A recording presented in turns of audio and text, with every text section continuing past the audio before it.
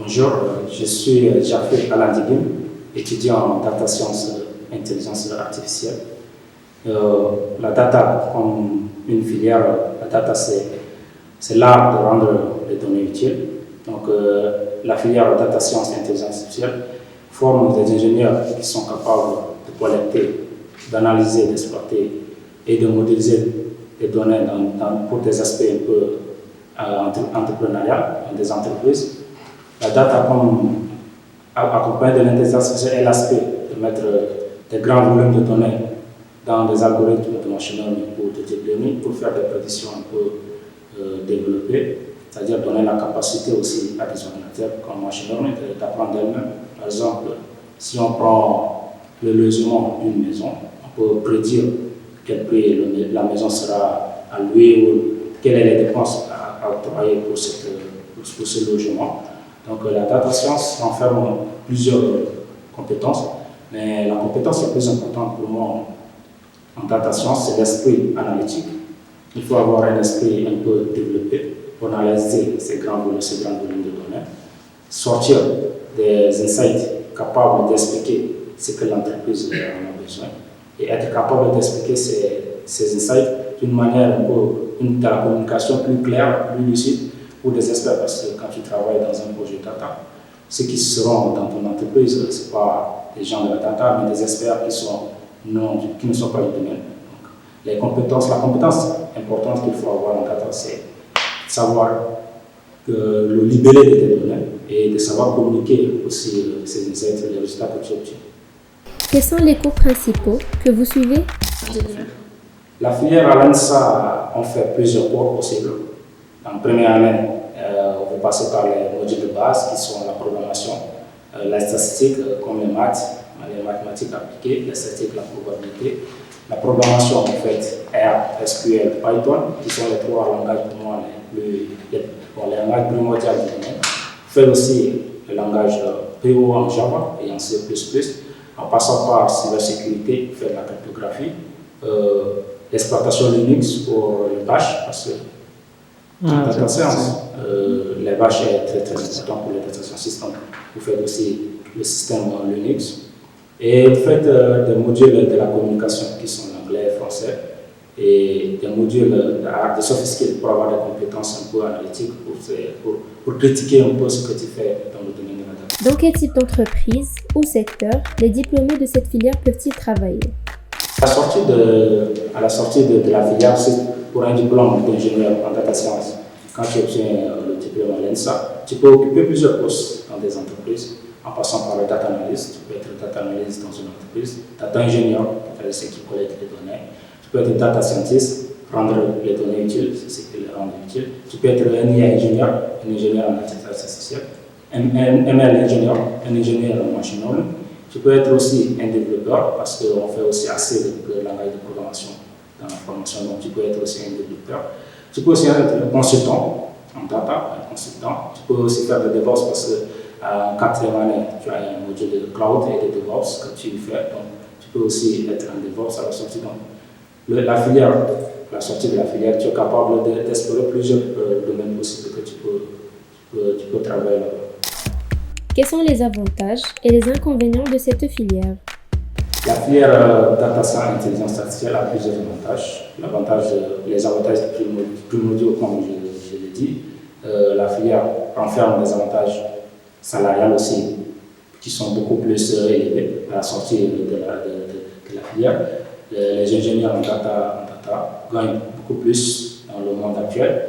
Beaucoup de débouchés parce que presque toutes les entreprises utilisent la donnée. Donc la recherche des experts en data est en croissance un peu élevée ces dernières années.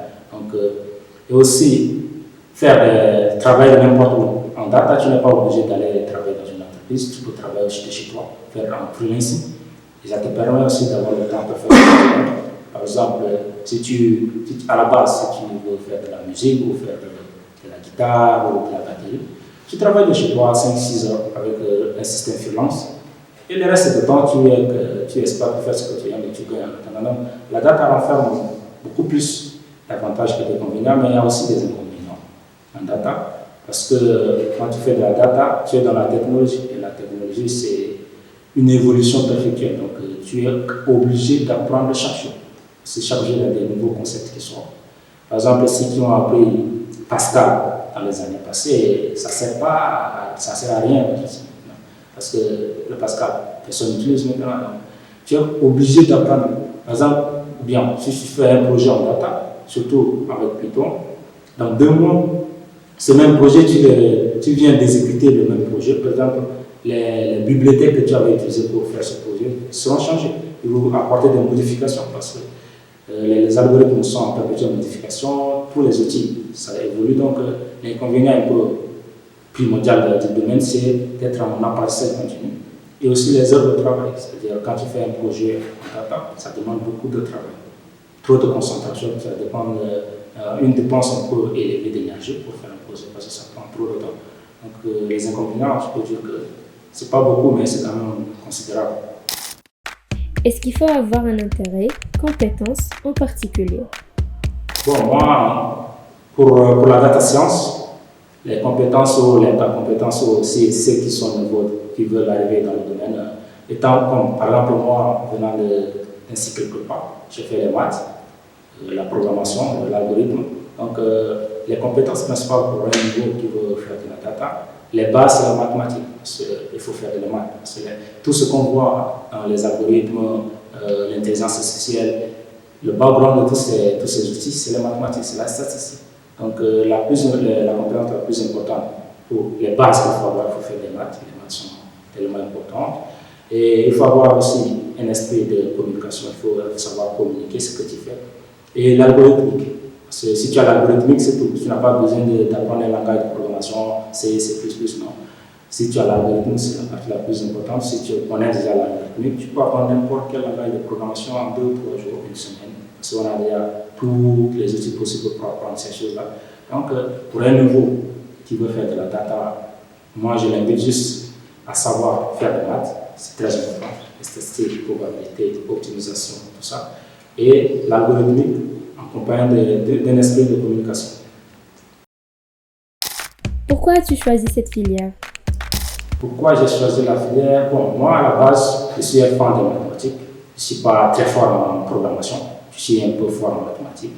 Donc, en première année de prépa, j'avais pas en tête de choisir de faire la data.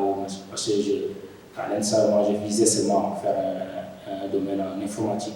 Parce que je vais faire génie informatique ou un domaine lié avec l'informatique.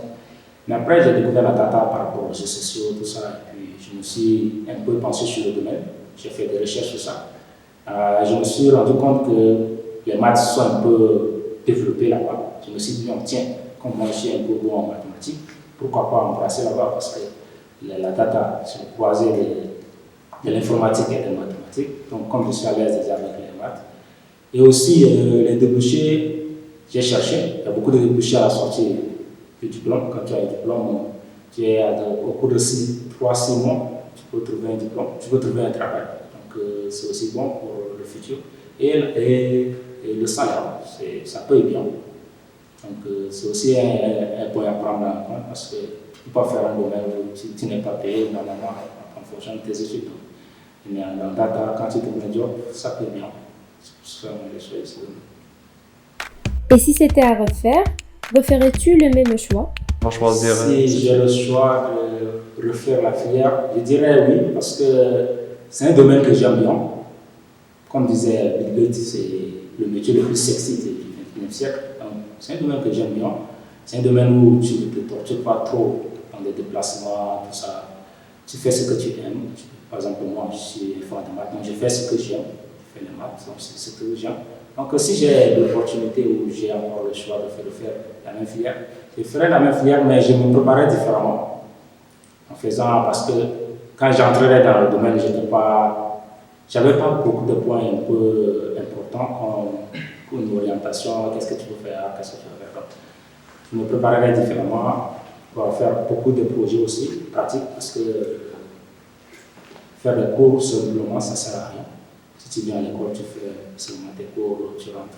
Ça ne sert pratiquement à rien. Les cours te permettent juste d'avoir un diplôme.